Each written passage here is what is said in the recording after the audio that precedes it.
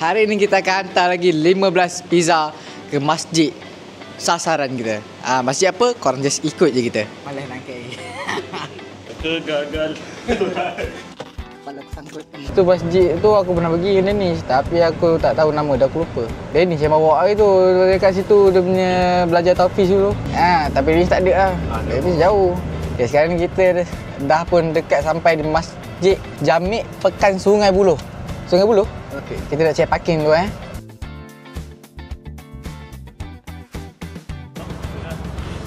Okay, sekarang kita nak agi-agikan pizza kita dekat Masjid Jami'. Masjid Jami'. Masjid Jami'. Sungai Buloh. Ada sedap. Boleh tahan? Alhamdulillah ya, sedekah bagikan tapi memang bagus lah. Orang kata rasa dia ada sedap. Dia terasa ada? Rasa dia sana macam biasa lah, lembut bagus lah, sedap. Boleh lah dimakan. Duduk orang tua-tua memang boleh lah. Rasa okey lah, sedap. Terima kasih kerana sedekah daripada masjid kan. Sedap. Pizza enak, Nusantara jauh. Dia datang ke sini, alhamdulillah. Alhamdulillah.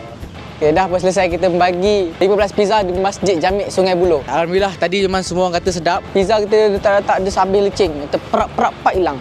Macam magic. Jadi, korang nak kita hantar ke masjid mana pula depan ni? Korang boleh komen. Kita pergi. Meluncur.